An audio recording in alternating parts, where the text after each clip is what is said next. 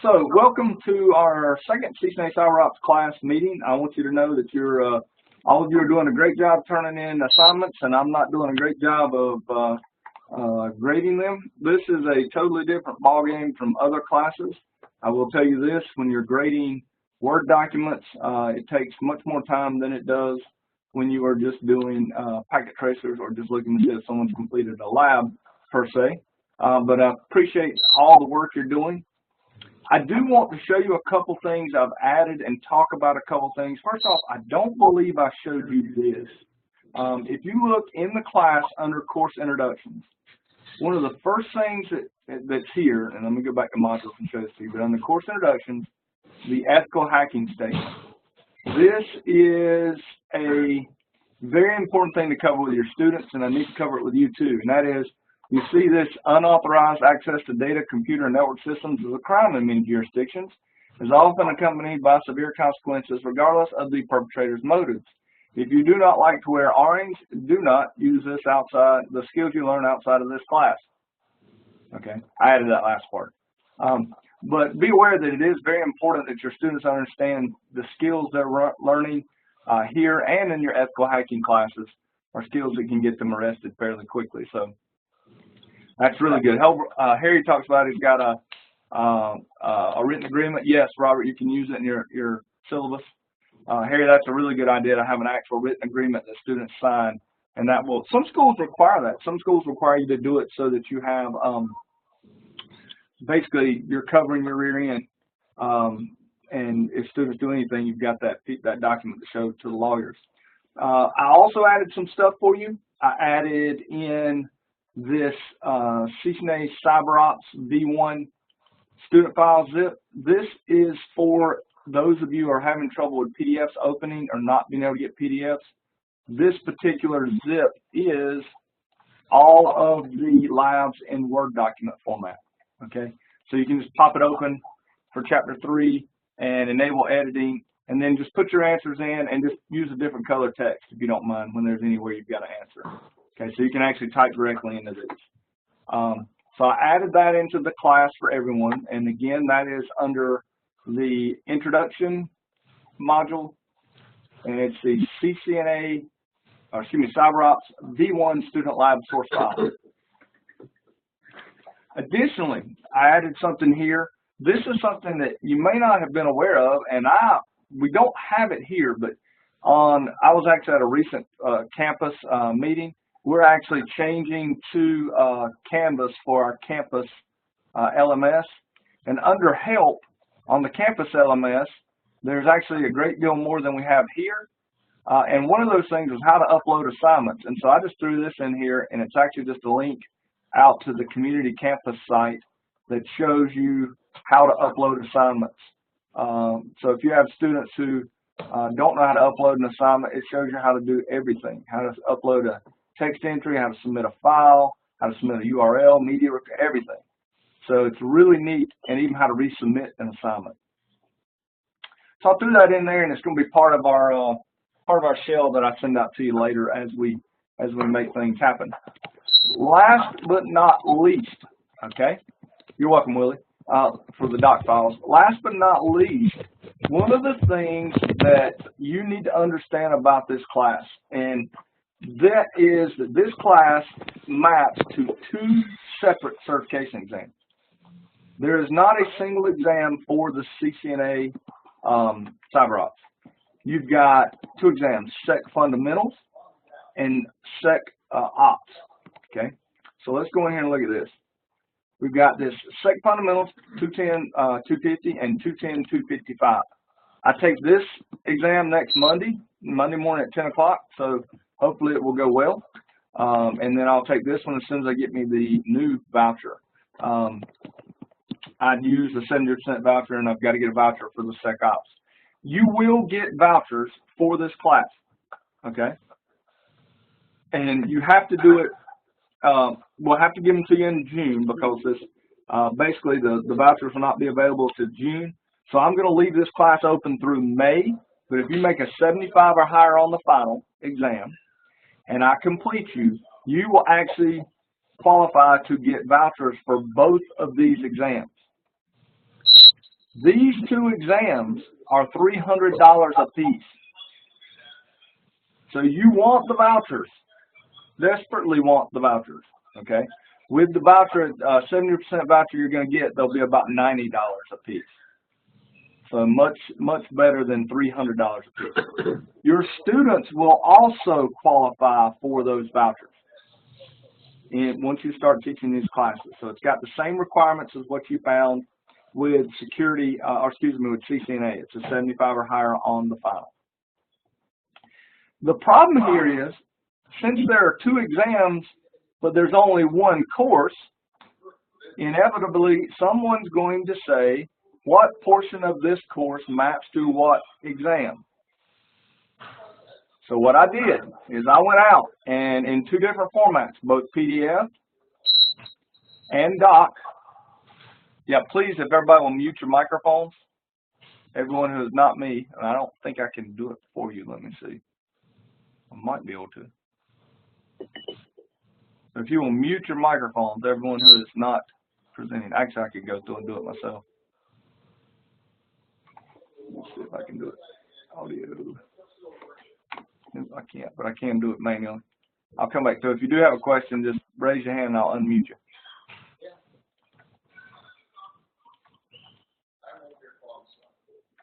James, you don't have to worry about it because it's, man, really good participation again. I appreciate this, folks.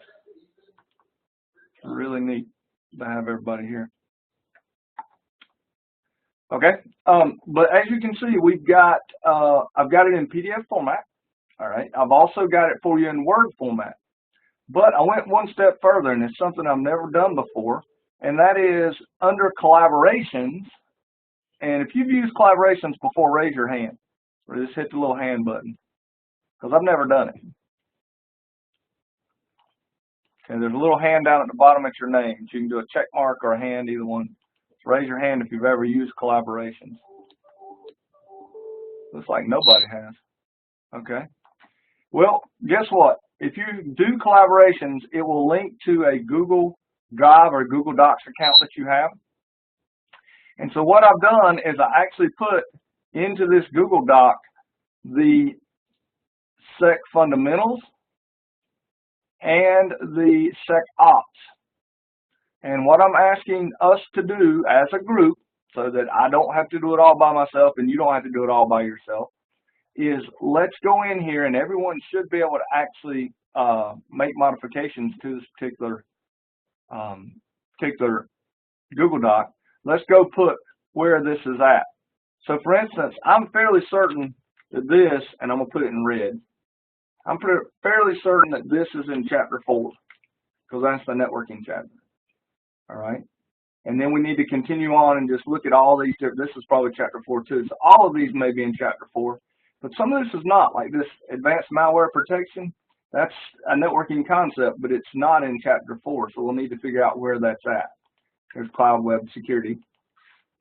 So be aware that I want us as a group to try to do this mapping. If someone goes in here and puts in a mapping and you don't agree with it, well, just put a marker in there and say, hey, I don't think this is something that it's in a different chapter. Or if you think it's in multiple chapters, okay? So again, that's in collaborations, and I did the same thing for the 255 exam. This will be extremely useful for you to pull out and give to your students as they attempt to do the exam, so they kind of know where to focus their attention. Any questions about that? This says, Robert asked, how does this relate to the Cisco Cybersecurity Specialist exam? I have absolutely no clue. Where is that located? Let's look here. I'll look at security. There it is.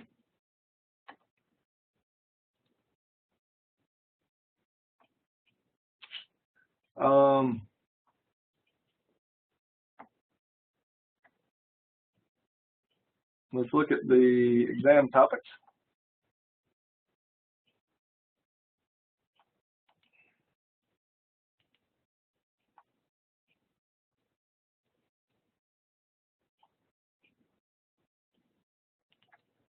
All right, so we're looking here, basic topologies.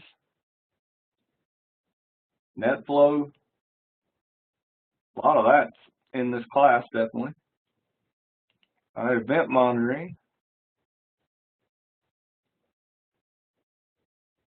Okay, some of that's in here.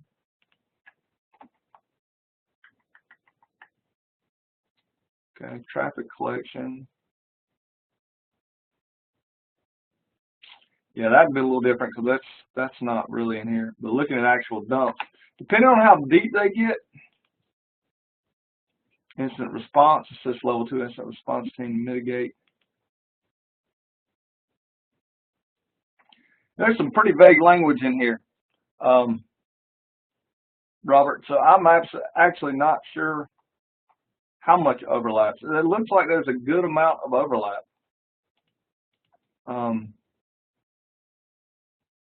Wow. That's all they have for study materials.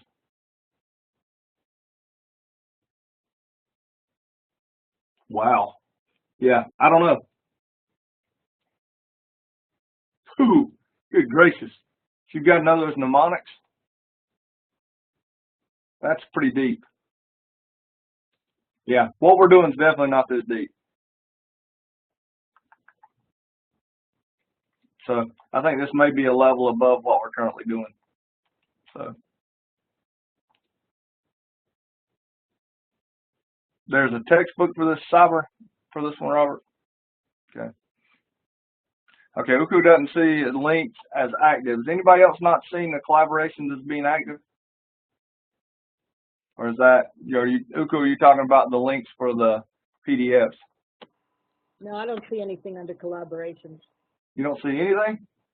Well, it says you have to link a Google Docs account. Ah, I see what happened. I'm a doofus. Hold on. I think if I do this, did that get everybody? Nope.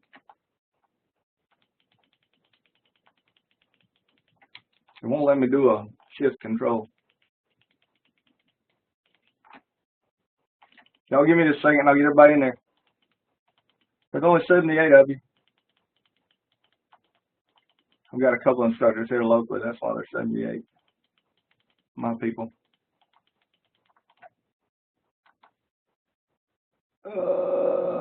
Okay, update collaboration. Let's give it a second and see what happens. Okay. I bet that's going to work. Nope, pager. Collaboration update. I broke it.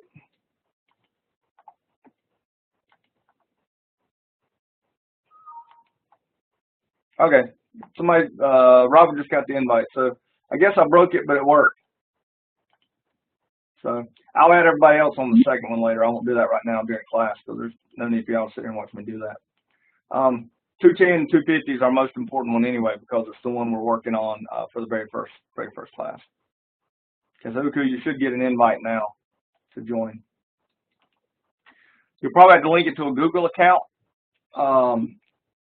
And like I said, if you don't want to participate, you don't have to, but if you're willing to help do it, it would be great, because it will be something I think we can actually share out on the NetAcad site and make available, and people will make it useful, very useful for them. Again, just real quick, you do have the instructor PowerPoints, got live sources, you've got those items there. Any questions about Chapter 1? A lot of it was, we are having, and we're having some issues with VirtualBox on some of you. A couple problems. One is, I think you need to make sure that on the VirtualBox on your network settings that you have it set to a bridged adapter. Okay. Some of you have used NAT, and that does work for most of the stuff, but bridged adapter is what I use. The other issue I've seen is some people have had issues mapping it to a wireless NIC. What I would say is do this. Make sure if you do have it mapped, bridged to a wireless NIC, make sure your machine is up and connected to the wireless network before you boot the Cyberops workstation, because it is Linux. And so it may be a little weird if that connection's not all the way up and connected to the internet. Be aware of bridged networking. What it does is gives the virtual NIC actual access to the line like it was a NIC connected to the cable. So if your school uses port security and only allows one MAC address, bridged adapter will in fact make your port go into air disabled. And then you won't be able to get out to the port at all. If you use NAT, it basically shares the IP address associated with your current NIC that is installed. Again, I would make sure that you're using, another thing to be careful of is if you installed it when it was connected to the network via a physical cable, then make sure the bridge adapter isn't set to that if you're connecting at home with a wireless. So you'd have to change the bridge adapter to your wireless adapter. The other issue that I've heard of, and is one that I have, and that is, it is super small on a Windows Surface book, okay? The Windows Surface and any super high resolution device has issues with VirtualBox, so we need to find a solution. Right this second, I don't have it. So I'm looking for it. I have issues with, I love my Surface book. It's honestly, I'll be straight up, I'm a 100% fanboy. I'm as bad about my Surface book as some people are about their Macs. I absolutely love that piece of hardware. But for the negative it does have is the resolution so high that some apps don't do a good job changing for that. Okay, Uku's also saying that she can't see these documents under course introduction. Can everybody see these SEC fundamentals, these right here? Are you seeing this 210, 250, Deborah, and these PDF and docs? Anybody, you can also just... Yeah, I see them. You see those? Uku, do you see them underneath the course introduction, under modules? Yes. Right there. Okay, Linda's seeing them. Like I said, it should be under course introduction. Yep, okay. Good. Good. All right. Any other housekeeping before we kind of jump into chapter 2? None? All right, good. And you can type it in. Like I said, I have muted everybody, but I can unmute you if you need to be unmuted. Just raise your hand and I'll unmute you if you have something you want to ask or say. Okay. Actually, what I'm going to do, let me do this. I'm going to unmute everybody again, and then you mute yourself. That way you can unmute yourself at any time and ask a question. I'd rather do that. And you just you mute yourself by going to participants and clicking on mute. Just don't mute yourself till I get done, because I'm going through here and unmuting everybody so that I'm. Patrick, you're the last one on. You're not the last one on this talk. So just check and make sure you're muted. Okay, good. So you got. Kelly? Yes, sir. Yes, ma'am. I didn't get that second invitation for the Cisco stuff, for the collaboration. Okay. I got the first one, but not the second one. Oh, I hadn't sent it yet. Yeah, me too. I think okay, that's cool. Yeah, I didn't send it. I didn't send the second one at all. I was just going to wait after class was over because there's no need for y'all to sit here and watch me just click on names. Okay, no problem. I'll send it right after class for 2:55. Okay, no problem. Sorry about that. No, that's okay. What we have here is a failure to communicate. Quick question, James here. Shoot, James. I went through a beta course for the 255 segment last year, and one thing that I picked up on was a heavy emphasis on all of the NIST documents for 255. Okay. Does this course delve into any of that? Because what I got from Cisco was they are depending on you as a potential exam candidate to do all that research yourself. You're going to have to go read those. One of the things I noticed, exactly what you said, if you buy the book for SecOps, it is literally that big. I mean, it's like a 1/4 inch. And it says, go read this NIST doc, go read this NIST doc, go read this. We get into some of it, but the NIST docs are linked. You're going to have to go do that on your own. So. Thank you. That's about 30% of the exam. Yeah, I agree with you. I mean, like I said, that's a good part of it. That's why I'm scared to death of the SecOps exam. I'm not that scared of the Sec Fundamentals. SecFund is basically theory, definition, matching, but SecOps depends on you going out to do the research of the NIST documents. And there's about 3 or 4, if I recall. Well, that's something we'll have to know when we're doing this in class. Definitely. I kind of wish they had like a CCNA SecOps, so you could do the first one, and then then you could get the second one too. And Carl's asking, should we have bought a book? No, you don't have to. I bought the 2 study guides for CCNA Cyberops. Bought the 2 from Cisco Press. I'm also using Safari. I don't know how familiar you are with Safari. It's very expensive. Like I said, if you would please mute yourself if you're not talking. Let's see, I think I'm logged in. Yep. Kelly, last note, if I would. Go ahead. Yeah, the first Cisco Press book, SecFund 210-250, completely covers everything in the exam. As you said, the 210-255, it's about the size of a very small phone book, hardly any information there because the second exam is dependent all on your own research, very little theory. So the 210-250 you can knock out with the book. Okay. Well, look, here's something that's really good to know. All right, I'm gonna mute you because. But here's the book, actually the full book. And this is, if you're not familiar with Safari, Safari is how do I explain it? It's just, you got a bunch of stuff. It's O'Reilly Safari. It's expensive as all get out. It's $41 a month. But it's also just chock full of stuff as far as, anything you want to learn. You want to learn Python, you want to learn, you name it, it's pretty much out there. So it's one of those things where it's a lot of money, but if you buy any books like I usually do, it's probably worth the money to spend the $41 a month and have access to all these books. So you can see here I've got 2 different ones. I got both the Cybex and the Pearson one. And so there's, like I said, it's one of those, got it for 3 books at a time, got $15 a month. Textbook rental, okay, yeah, that's not bad.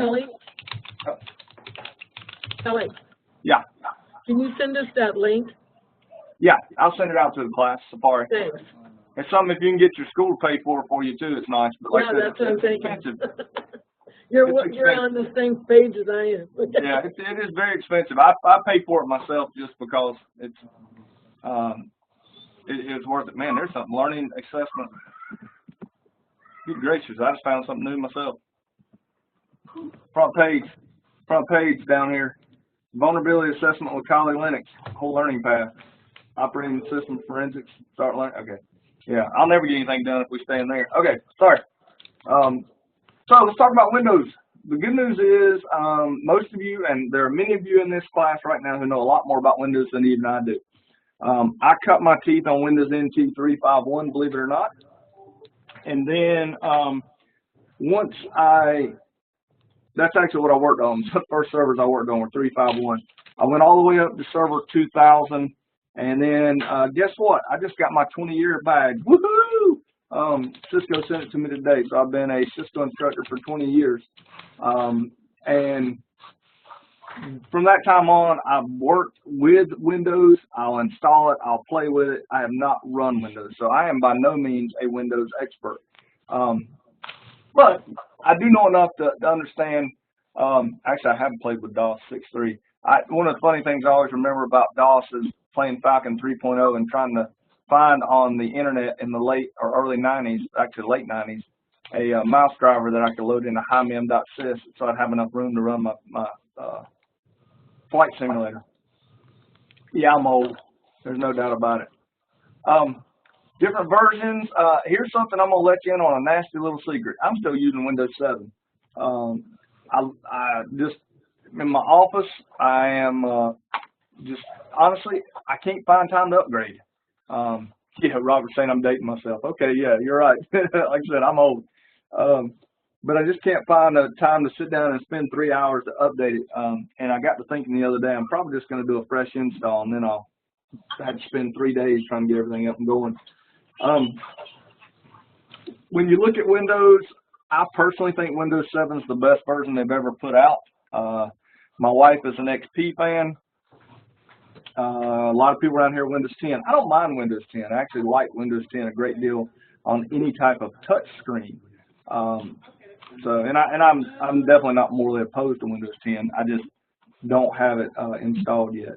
One of the things I'll say, and I was thinking about this last night, believe it or not, I woke up at 4 o'clock in the morning, couldn't go to sleep, so I started thinking about class. And I know this is, I'm going to say it, and I know exactly what's going to happen to my machine, but knock on wood, when's the last time you saw a blue screen of death? When's the last time you saw Windows 10 reboot itself with a major error? I haven't in a while. So, I mean, again, knock on wood, because I guarantee you, y'all heard me say it? Yeah, James was saying not in the last year. Yeah, exactly. So it's pretty good. It happens to you, Carl? Yeah, but you kick it a lot. Okay. Uku says she says every day we do labs. I guess it depends on the systems you're running. But for the most part, my stuff's been pretty stable. I tell you what, I do get it. I get it with the video card drivers and things when I'm using on my gaming PC. But that's a PC I'm pushing pretty hard. So, agree. But it does seem fairly stable now. Back in the old XP days, you know, in what I call the plug and pray days, it was, you know, it was pretty tough. And like I said, I'm getting old because I know I'm saying kids today, you know, they have no idea what an interrupt is or how you had to find somewhere to put a card in and find an IRQ that you could put a card in with the plug and pray stuff we've got today. Not going to spend much time on Windows 10 GUI. Vulnerability. I remember having to go in and change the IRQ so you could run more than one NIC card. Exactly. Yeah. And you had to know what was on what IRQ. Yep. PCs today obviously are going to be SSD. Yes, it is. SSD is the only way to go with Windows 10 because of how long it takes to boot. It takes forever to boot if you don't have an SSD. Like I said, if you will, mute yourself if you're not talking. Yeah, we had to get you and stuff, man. Damn on. All right, I think I stopped the two.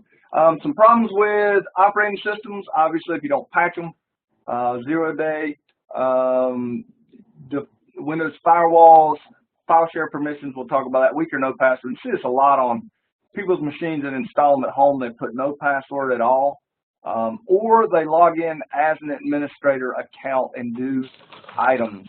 So, Carl makes a good point here. He says, I recommend you put Windows in a VM to do the labs in this chapter.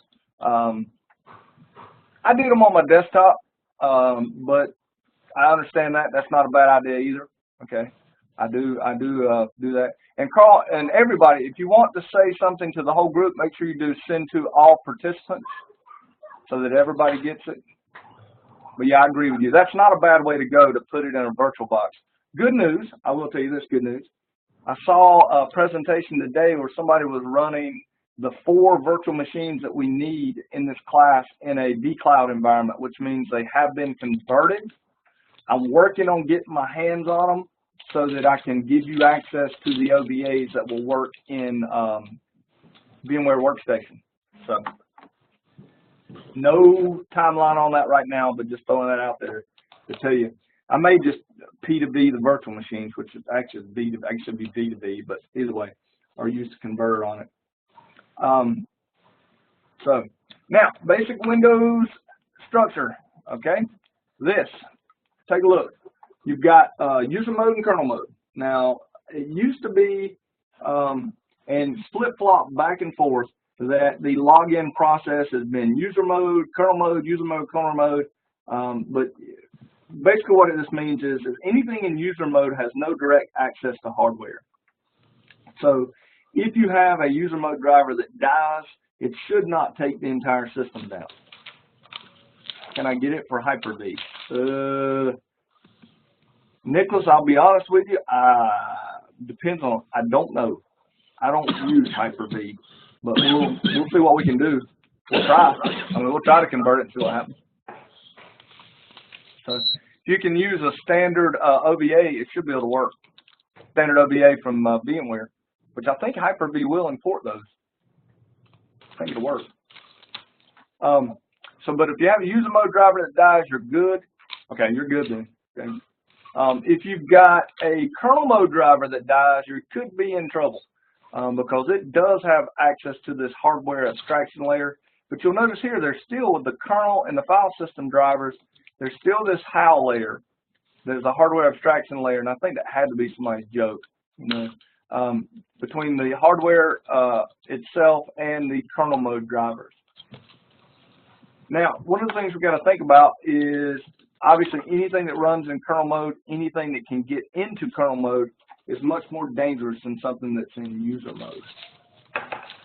The other thing we used to be able to do, and this was a lot, you're talking about dating yourself, years and years ago you could run NT and other versions of the Windows server systems on non-x86 hardware, and you'd have to replace the hardware abstraction layer so it could talk to the hardware.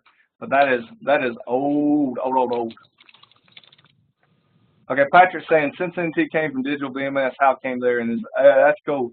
That is. I figured it was from the movie. So again, talking about user mode and kernel mode.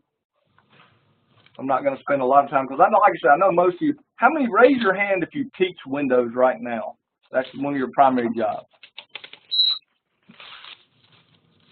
Anybody primary? Okay, so Ronnie does. Linda does. Okay. IT Essentials. Well, that's got a lot of Windows in it. Okay, Robert does. Yeah. Got a lot of IT Essentials. Can't find my hand. It's down at the bottom of participants. That's funny. Well, inside of, and if you've taught IT Essentials, you've talked about FAT, XFAT, HFS.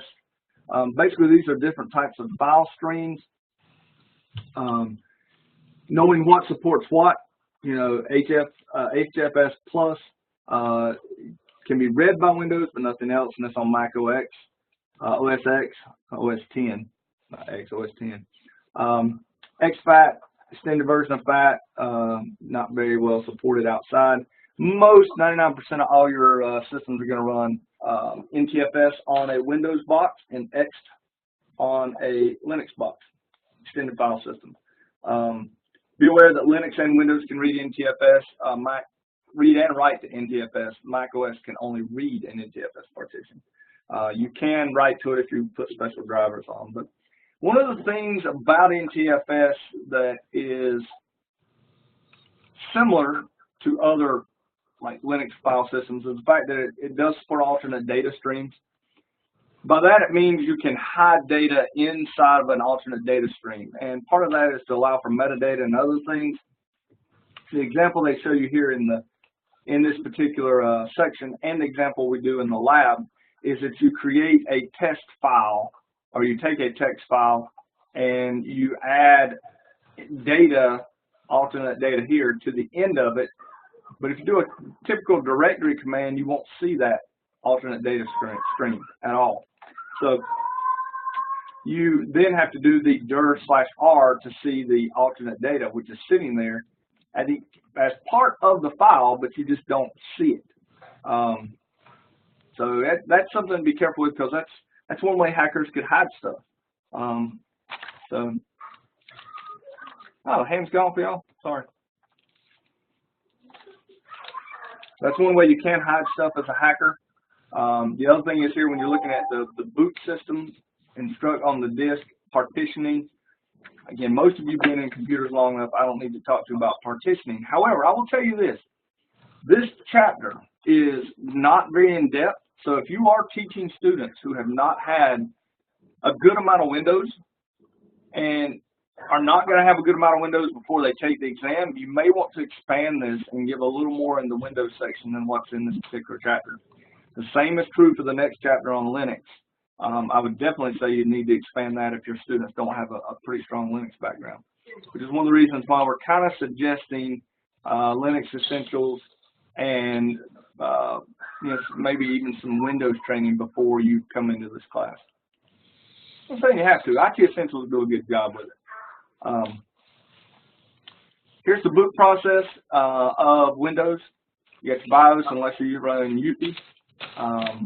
That's how I say it. Some people say it otherwise, but UFI.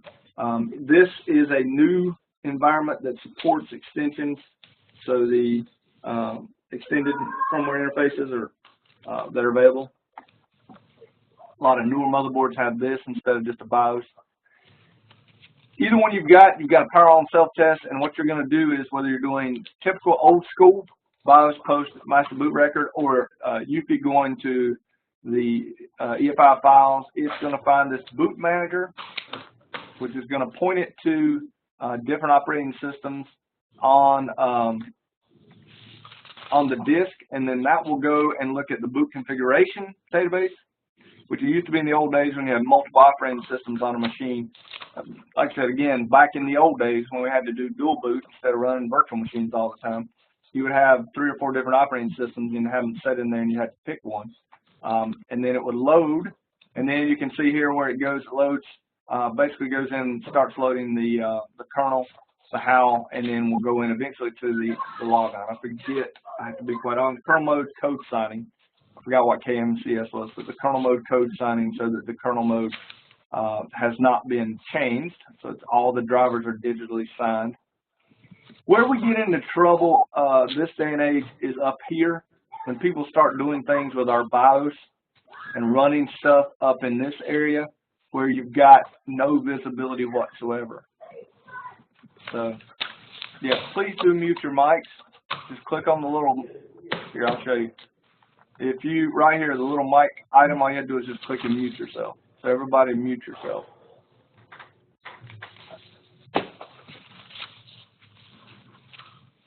Okay. So that could be a problem.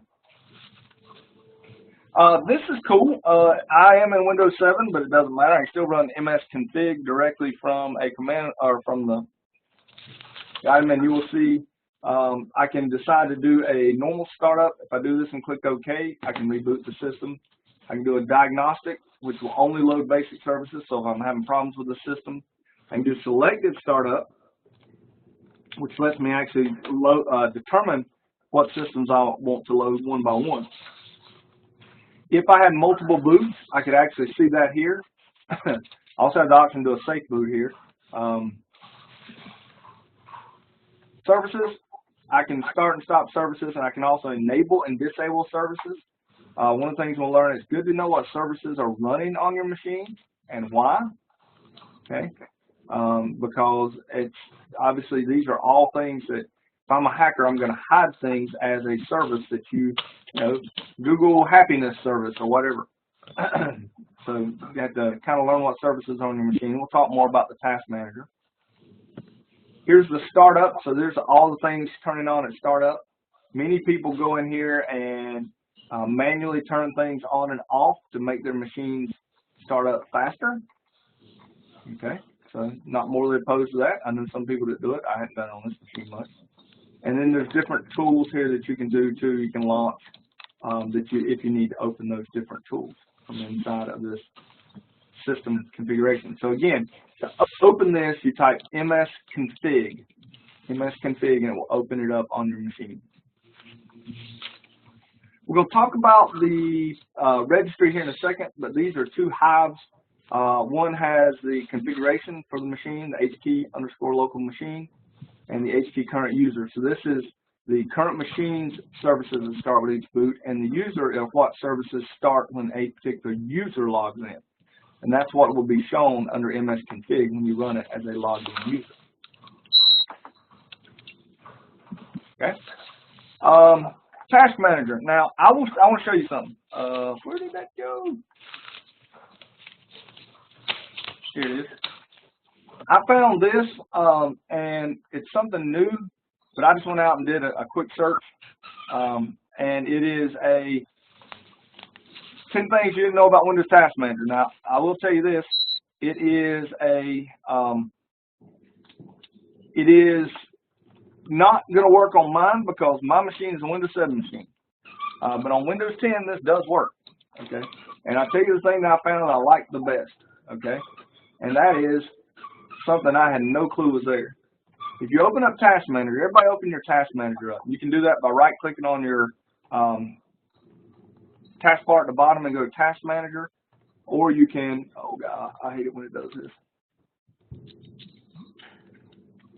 Or you can also do Control-Delete and do Task Manager. But right here is one of the coolest things I've seen in a while. If you go in the new Task Manager and right-click on something, you can actually go search online, and it will take you to a search, a Bing search, for that particular item. This is really cool because you can go and figure out. Okay, well I can just, Scott, I can mute them. That's not a problem. I can mute everybody. But you'll notice the cool thing about this is if you see a service that you do not know, you can just right-click on it, search the net for it, and boom, you've got the ability to see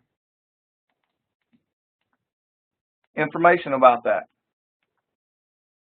which is super cool. All right. Used to, I would have to go out and Google it, but now you can just hit it and got it. Okay. Yeah, I like that too. That was one of the coolest features I saw. And they don't mention that in the class, so I thought that was something neat that you could show your students. They do talk about what an application is. An application is a program made up of at least one process. There can be multiple processes for it, but at least one. And then a process is a program that has at least one thread, and a thread is a unit of execution. Now, I am not able to show you the handles and things like they show you in the lab, but the handle is a resource in use by a thread. So those items are important because you need to be able to look at the threads and look at the different applications and see how much memory they're using. One of the things I teach my students too, and hopefully it will show. Okay, good. It's not as bad. One of the things I teach my students is I always teach them to know how many processes are normal on their machine. So like right now, I've got 134 processes. Oh, okay. Process Explorer. Cool. I'll pull that up then. I do have sysinternals and I got that installed. Yeah, James here. If you do a separate install of Process Explorer under sysinternals, yeah, then it will enable that search online capability even on Windows 7. Okay. Well, and here's the, I believe, Process Explorer, and I opened 64-bit version. Yep, there it is. Cool. Excellent.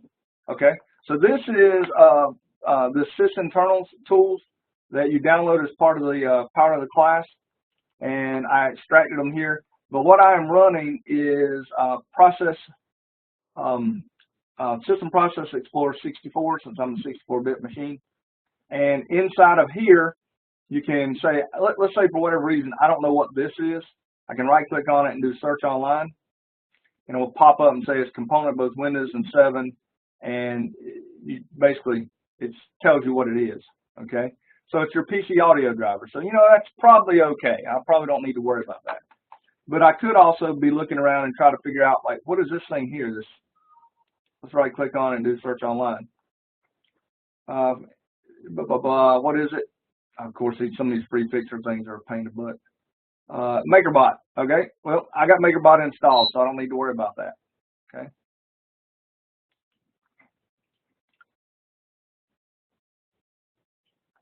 Yeah, good point. Carl's talking about if you don't have Windows 10, you can just download a 90-day copy from Microsoft and run it in the VM. So I got license for it. I just don't have time to install the darn thing. And that's me. I like this thing too because check this out. And this is in the lab. This Process Explorer, I got a command prompt here, and I want to find it in Process Explorer. I just grab this little thing right here, drag it down to here, and it's going to take me directly to that in Process Explorer. So the same thing. If I want to see this Chrome window, I just grab here, find Windows Process, drag it to the window, drop it, and it takes me directly to that process, okay, on my machine. Super cool tool. And in fact, what I like here, again, you can show processes closing. So there's that. So right here it is. I close it, and you'll see the process go away. Look at it actually closing itself. Okay. And I have another command prompt open somewhere. So it's closing. Actually, I got an installer doing something in the background. So probably something from school. Yep, it is. So very neat, this Process Explorer, but it is also built into Task Manager if you don't have Process Explorer installed.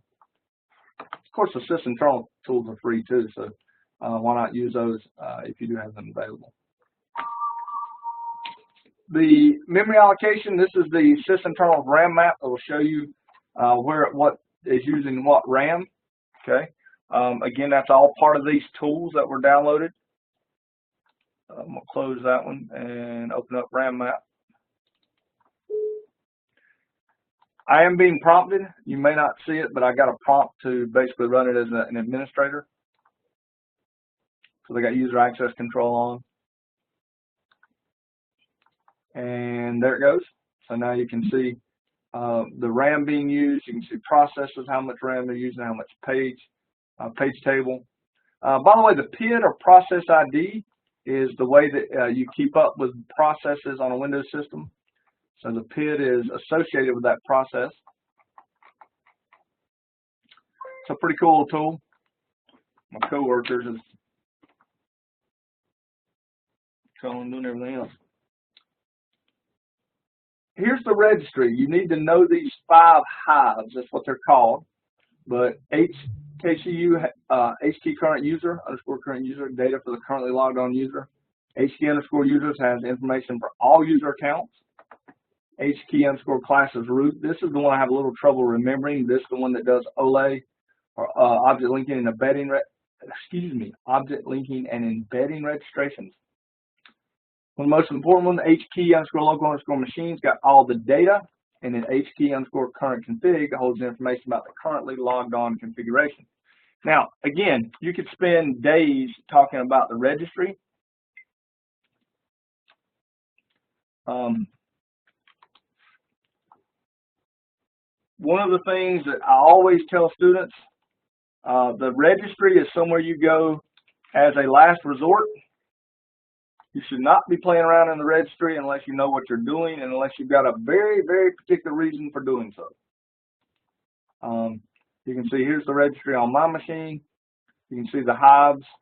You can see the different keys, each one of the keys. And like I said, here you look at local machine, just to give you an idea. This is all the information about what's on this particular machine. And so let's just say I'm going into Apple. I want to look up here. You can see here's a key itself, and then you can actually go in and set a value if you wish. There's no, do you want to do this? Are you sure you should do this? It happens. Okay. Good point, Robert, saying you can export the full registry before making any changes and adjusting it. Yes, you can. The problem becomes if you make a change to the registry and it's completely unbootable, you can still recover. It's possible. But you play in the registry at your own risk. Have I done it? Yeah, of course I've done it. I wish I could remember that one thing years ago. Oh, if I pull this out, this is pre-hitting by a truck. No, I'm not going to be able to pull it out. But there was a setting I changed just to make my internet faster because the initial window size was too small. For TCP/IP, it might be right here. TCP/IP current version. No, maybe not. Okay. So, but be aware you may sometimes have to go in here to clean out the registry if you get malware on a machine. I'll be quite honest with you. If I've got to go to the registry to clean out malware, I reload the machine completely. I just don't. Anything that's that corrupted, I don't trust. Yeah, this was a cool lab right here. Doing the ending processes, handles, and all that was a really cool lab. One thing that you should not be doing, you should not be using your machine as an administrator. All right. You should have to, when you go, and I can't show this because my screen won't work I've got a big 34-inch screen on this other side, and I've got a smaller monitor over here, but it will not work for what I want to do over here. But if you click on Start and go to a program and right-click on it, you have the option of running that as a administrator, if it has that option. So you can go to it, right-click, and you can run as administrator. For instance, if you may want to run a command prompt as administrator so that you get a higher level of privilege. Actually, I could just do it like this. Good point. Yeah. Instead of having UAC prompt me, like here's our RAM map, instead of having UAC prompt me, just right-click on it and do run as administrator, and it still prompts me. And that's probably set because of our level of domain policy. Okay? And then it runs as admin. So that is a possible thing to do with programs. By default, just like in Linux, you don't want to be running as super user. You want to run everything as a normal user. So again, you can just do this, right-click, run as admin. I'm not going to spend a lot of time here, but local user accounts and domain accounts. When you go to create, if you have, the problem you're going to have if you do use your machine in your office is, again, I'm using administrative tools. I got I'm using Windows 7, but it's pretty much the same.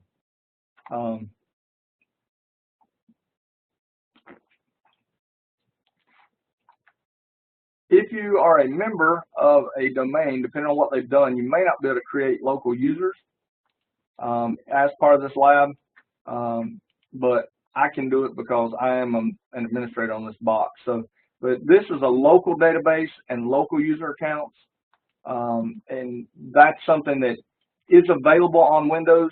In our larger networks, obviously, we use domains. We have domain accounts, and we connect the machines to domains. There's not a great deal in this particular class about that. I would probably spend some time showing that, creating user accounts, showing user accounts. If you've never done it, play around with that. This is very interesting. I have this book, and I have to admit something to y'all, and that is I've had this book a long time. It's Teach Yourself, Learn PowerShell 3 in a Month of Lunches. So it's still on my to-do list. Hey, I'm learning Cyberops, you know, but PowerShell is basically the replacement for the command line. Almost everything that you could, well, everything you could do with command line, you can do it PowerShell and do better. You can write scripts. It uses a thing called commandlets instead of actual commands, and they usually are in the format of something dash and then the command. If you run PowerShell, which it should be on pretty much all of your machines, if you're running Windows, you can always do get-help, and it will give you help. You can also do get-help and then the command. So get-help, let's see if the net use, if that's in there, it's not. See, that's one of the things. So if net's in there, yep. So net, you use net, and it will tell you parameters about that. Okay. The good thing about PowerShell is you can use it to do a great deal of items on your Windows machine. The bad news is it is very powerful, and you can do some crazy stuff to machines. Two good comments here. Robert says it's all about group policy in the domain. That is very true. Learning PowerShell 2016 has a lot of, yeah, they pretty much have gone to where they do. Oh yeah, definitely. Deborah's saying she's got 3 labs that she made up for students in the Intro to Windows class 3 years ago. It's a dip your toe in a topic. If you will send it to me, I will definitely. I'll tell you what I'll do, Deborah. If you're willing, I will put those into the introduction. Actually, I'll put them into this module section so that when I create the shell to share with everybody, they'll be there in case they want to use them. Put your name, Deborah, if you will. Just put your name and school name on there. You know, that way you get credit for at least creating them, which is kind of neat. Yeah, PowerShell is extremely picky. It is basically like a little program. It is a programming language. Okay. Monitoring, you've got WMI, which is a huge issue.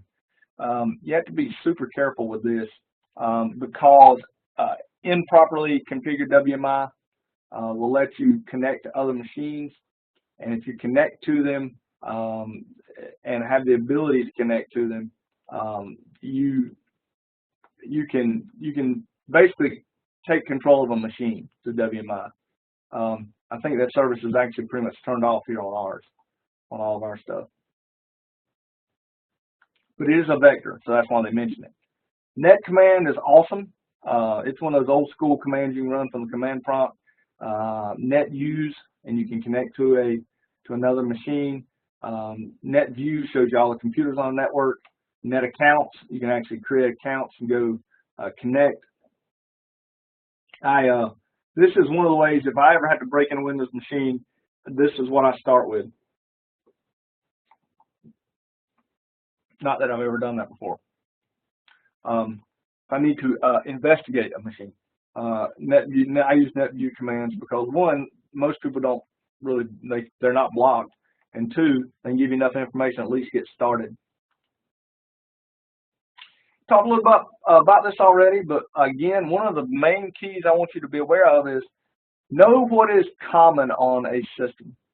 So teach your students that if on their PCs that their users typically have 75 services or 75 processes running, and they come in the next day and a user is complaining their machine's slow, and it's gone from 75 processes to 125 processes, there's probably a good chance that machine's got malware on it. I sent you an article about cryptocurrency malware and how that's really becoming a huge issue, or it could be a rootkit. That's a good point too, Robert. It could be a rootkit. But cryptocurrency malware mining is becoming a big issue. People are trying to use that because it's just everybody's building mining rigs. I'm just waiting for 6 months from now when I'm going to be able to get a lot of really nice video cards cheap, hopefully.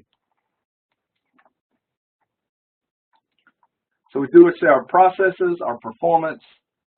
Again, I'm not going to spend a ton of time here because I don't want to waste a lot of time. And I'm not going to spend any time on the networking because you all know networking. Putting IP addresses on. Here's something though, and I'm as guilty as anybody. Look at this. And this is my work machine. Okay. So I'm going to go in here. In fact, I'm going to make a change right now because I'm going to be shamed. So here it is. Look what's enabled on my machine. What is it? Can anybody see? What should I have turned off? This is not a lab machine. Okay, it'd be different if I was running a lab machine. Exactly, James. Why do I have IPv6 turned on? I don't need it. I don't run IPv6. And file and print share is another thing I don't need, Patrick. Good point there too. But both of these could be turned off. I don't turn this one off because we do some weird stuff here. But that could definitely be turned off.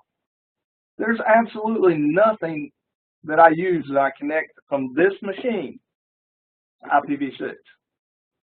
So I just got shamed into turning it off. And I probably just disconnected y'all. Can you still hear me? Yes.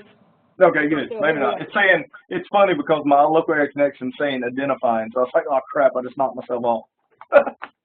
With Windows, you never know.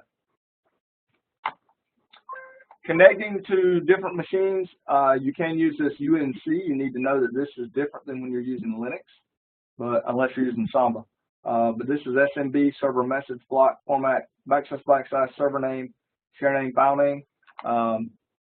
Remember too, something that a lot of people forget is that there are hidden shares on all drives on a machine. So you do need to have administrator access to get to those hidden shares. But one of the things that a lot of people don't realize is you can always try to do // IP address or server name and look for the hidden share, which is the $, which it doesn't even really show up, but the $, because those are the drive is shared, the Windows drive. right here. So do that, the volume. So that's the administrative share, and it is always there, so you can try to attach to it. And I always try that too when I'm playing around with Windows machines.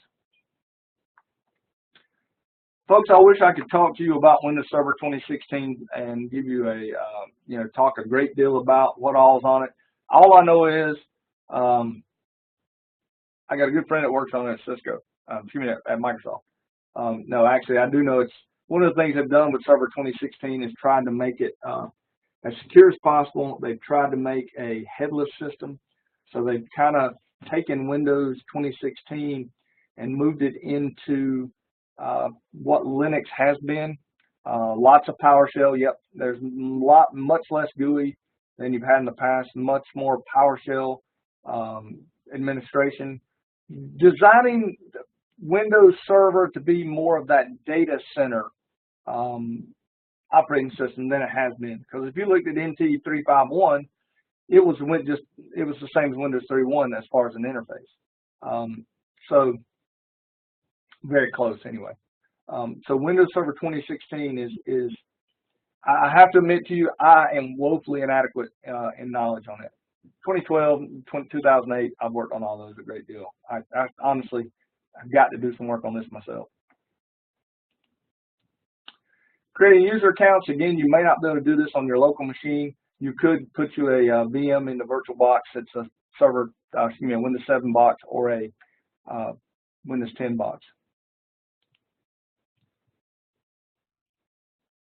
By the way, one of the things I'm hoping to do in the NetLabs implementation of this class, and I'm actually talking with them, is to offer a suggestion that they put a Windows box into the class. They don't like to put Windows boxes because of licensing issues. That's why if you've got a NetLabs system, you've seen them kind of move away from putting Windows boxes into pods. That is why. Because they have to sysprep it, and then you have to put your own license in. And, they're worried about people not having a license. But I think it wouldn't be a bad idea to have it for this particular class. Now, folks, the netstat command is an awesome command. You're going to have connections from your machine to other machines. Netstat lets you see those if you spell it right. It will show you what you're connected to. Okay, show you the status and establish what all you're connected to. It will show you whether or not a session is open. And I know I got a weird looking. I'm not gonna mess with it right now. I got a weird looking command prompt, but it is what it is.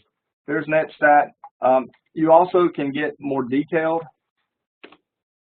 ANO will give you everything, including UDP. It will also show you source destination and show you PIDs.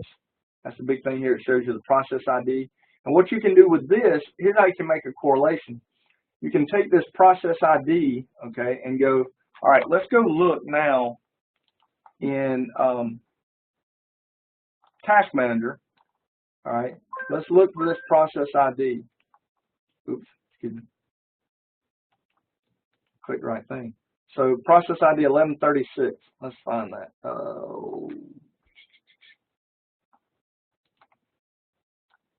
Where'd you go?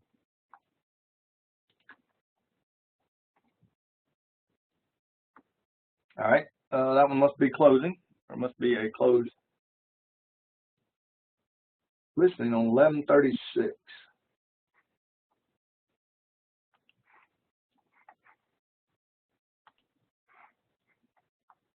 I don't see it. So now what I would do is I'd go over here and I would go to the, where's it at?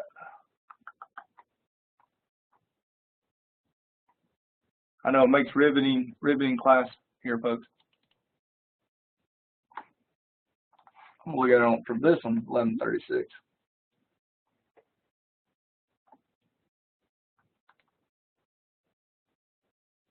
There's spooler subsystem. Okay, so my spooler, which is my TCP/IP print spooler, which I've got installed, is listening. I'm not that worried about that. Okay, it was a fork from 11. Okay, fork from 11.668. Did I miss it?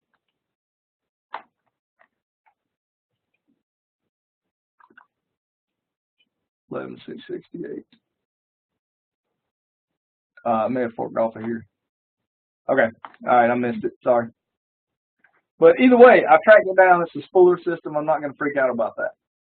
All right. I'm not showing all processes, right? Let me go show processes from all users. There we go. That's some problem. There's 1136.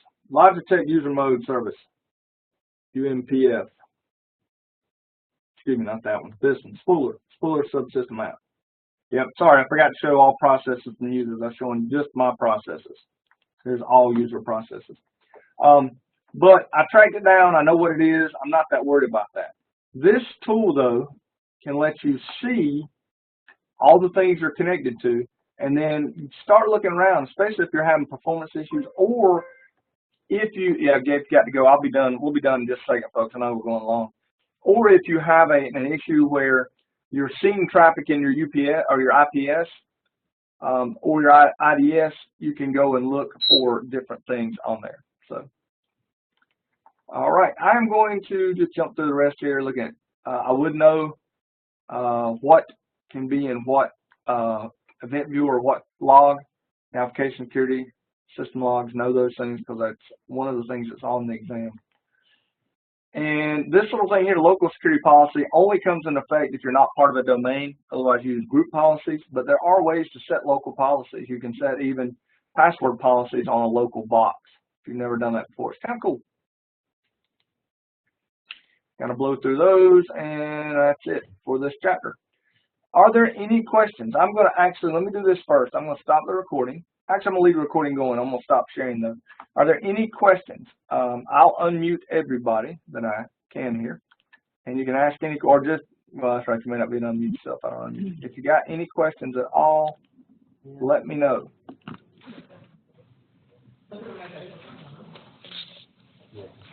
Any of you happen to be going to the Georgia Instructor Conference next week? Yeah. I will be seeing you there. I thought you were presenting. It is up at Lawrenceville, Georgia. It is the first ever inaugural meeting of the. I will be there, and then the following week I will be at the NCCNA conference at up in Asheville. So, folks, I hope this has been helpful. Let me stop the recording, and then now you can ask all the